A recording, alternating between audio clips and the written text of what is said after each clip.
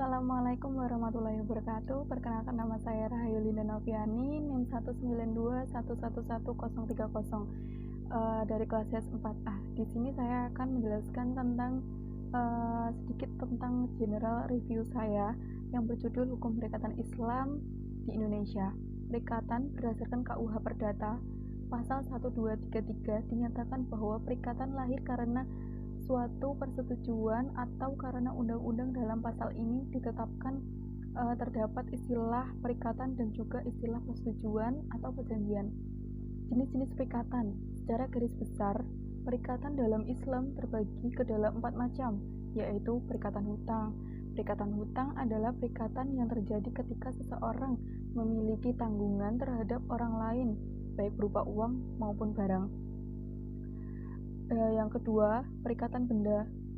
Apa itu yang dimaksud perikatan benda? Perikatan benda yang dimaksud adalah perikatan yang terjadi dengan objek berupa benda untuk dipindah miliknya, atau baik manfaatnya maupun bendanya sendiri. Yang ketiga, perikatan kerja atau melakukan sesuatu. Yang dimaksud dari perikatan kerja adalah hubungan hukum antar dua pelaku akad untuk melakukan sesuatu, sumbernya adalah akad atau ijarah. Yang keempat, ada perikatan perjanjian, dan berikutnya ada syarat-syarat perikatan dalam Islam. Yang pertama, subjek hukum. Yang kedua, objek hukum. Ada juga tujuan perikatan dalam Islam yang disyaratkan akad, yaitu sesuai dengan syar'i agar tujuannya tersebut terwujud. Ada juga asas perikatan dalam Islam, yaitu asas ketuhanan, asas kebolehan, asas keadilan, asas tertulis, kerelaan, perjanjian dan mengikat, asas persamaan atau asas persamaan hukum. Kedudukan hukum perikatan Islam dalam tata hukum Indonesia.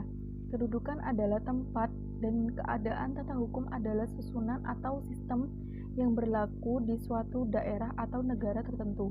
Dengan demikian, yang akan dilukiskan dalam bagian ini adalah tempat dan keadaan hukum Islam dalam susunan atau sistem hukum yang berlaku di Indonesia.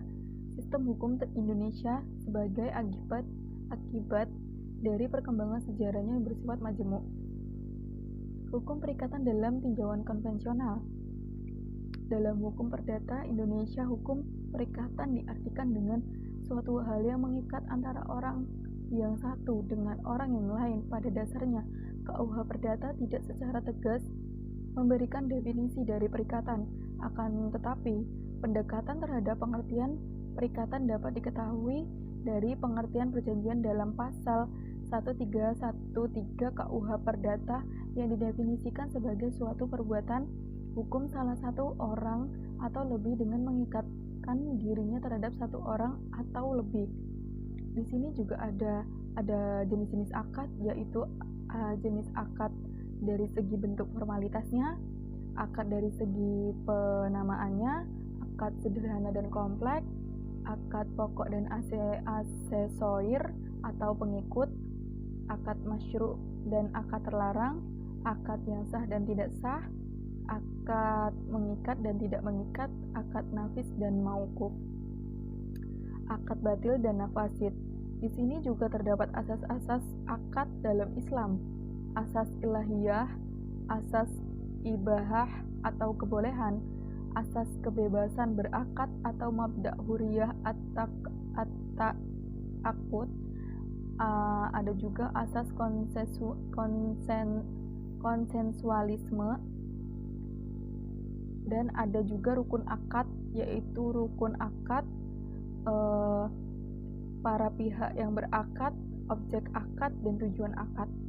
Di sini juga terdapat syarat terbentuknya akad. Yang pertama juga sighah atau ijab qabul, yang kedua dua pihak atau lebih, objek akad, dan tujuan akad. Sekian yang dapat saya sampaikan, ada kurang lebihnya saya mohon maaf. Wabillahi taufiq wal hidayah. Wassalamualaikum warahmatullahi wabarakatuh.